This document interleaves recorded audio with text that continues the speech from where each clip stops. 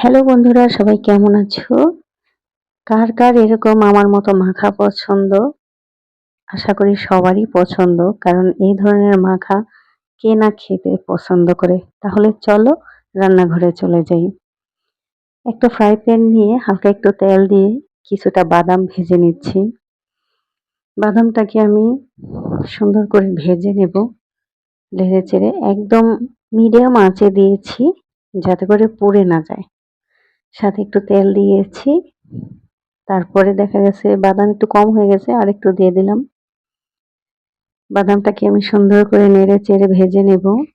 বন্ধুরা, মাখা বাদাম, চাল, তারপরে হচ্ছে চানাচুর, পেঁয়াজ মরিচ দিয়ে বেশি করে সরিষার তেল দিয়ে মাখা করে খেতে কার না ভালো লাগে? আমার তো সেই ভালো লাগে। আমার বাদামগুলি ভাজা অলরেডি হয়ে গেছে। দেখো কত সুন্দর একটা কালার এসেছে, বাদামি বাদামি। এখন আমি একটু চাল ভেজে নিব। চালটাকে আমি আগেই লবণ আর একটু পানি দিয়ে মেখে রেখেছিলাম বাদাম ভাজার আগে। সেই চালটাকে আমি এখন দিয়ে দিলাম ফ্রাই প্যানে। আমার আসলে চাল ভাজার অভিজ্ঞতা নেই। চাল ভাজতে হয় কিভাবে আমি অত একটা ভালো বুঝিও না। এইবার নিয়ে আমি দ্বিতীয়বার চাল ভাজলাম। আগেরবার ভেজেছিলাম একটুকু হয়নি, সব কাঁচা কাঁচাই থেকে গেছে। তো এবার ভাজলাম, দেখা যাক কি হয়। না, ভালোই হয়েছে, মোটামুটি মুড়ির মতো সাদা সাদা লালচে লালচে হয়ে গেছে। এখন এই চালটাও ভাজা হয়ে গেলে আমি বাদাম আর চাল একসাথে করে মিক্স করে ফেলবো। বন্ধুরা, সাথেই থাকো। এরকম মিশ্রণের বাদাম, চাল ভাজা, চানাচুর এগুলির মাখা কিভাবে তৈরি করতেছি তোমাদেরকে একটু সাথে শেয়ার করলাম। তো এখন রাতের প্রায় অনেক বাজে, মোটামুটি ৯টা বেজে গেছে। টিফিন খাওয়ার সময়ও না।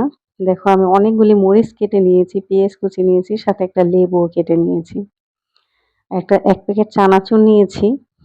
এখন এটাকে কাঁচা মরিচ আর পেঁয়াজের সাথে মেখে নিলাম। তারপর হচ্ছে চানাচুরটা দিয়ে দেব। হচ্ছে চানাচুর দিয়ে দিলাম। মোটামুটি ২০০ গ্রামের একটা প্যাকেট এনেছিলাম। এখান থেকে প্রায় ১/৩ দিয়ে দিয়েছি। কারণ চানাচুরটা একটু বেশি হলে কিন্তু ভালো লাগবে। এর মধ্যে হচ্ছে স্পেশাল জিনিস, যেমন হচ্ছে সরিষার তেল। সরিষার তেল ছাড়া কি মাখা মজা লাগে বলো? সরিষার তেল যদি একটু বেশি না হয়, নাকে ঝাঁঝই যদি না লাগে, তাহলে মাখা খেয়ে লাভ কি? তো সুন্দর করে এটাকে আমি মেখে নিব। তার মধ্যে একটা লেবু কেটে রেখেছিলাম, লেবুর রসটাও দিয়ে দিব, একটু টকটক লাগবে। তবে এর মধ্যে যদি একটু শসা কুচি করে দেওয়া যেত তাহলে আরো স্পাইসি হতো। সাথে যদি একটু গাজর দেওয়া যেত তাহলে আরো একটু টেস্টি হতো। কিন্তু কি করব, এটা ঘরে নেই, রাত করে আনতেও যেতে পারবো না। মোটামুটি আমার মাখাটা কমপ্লিট। এখন এখান থেকে আমার ছেলে আবার একটু ছুচি হয়েছে, একসাথে তো খাবেই না।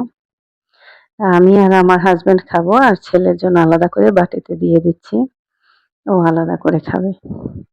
ওর জন্য আমি বাটিতে কিছুটা অংশ নিয়ে নিলাম, ওকে দেবো এখন। আবার চামিচও লাগবে।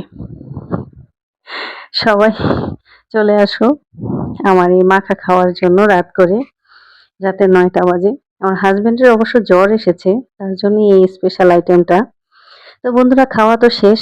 এখন তোমাদেরকে দেখাবো আমার হাতে বানানো কিছু ছোট ছোট হ্যান্ড পার্স।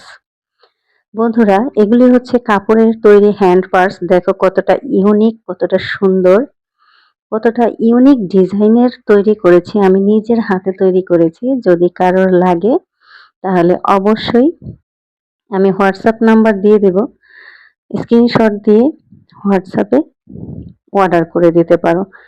২ থেকে ৩ দিনের মধ্যে কনফার্ম হাতে পেয়ে যাবে, ক্যাশ অন ডেলিভারিতে। মাত্র ২৫০ টাকায় এত সুন্দর একটা হ্যান্ড পার্স পেয়ে যাবে কাপড়ের।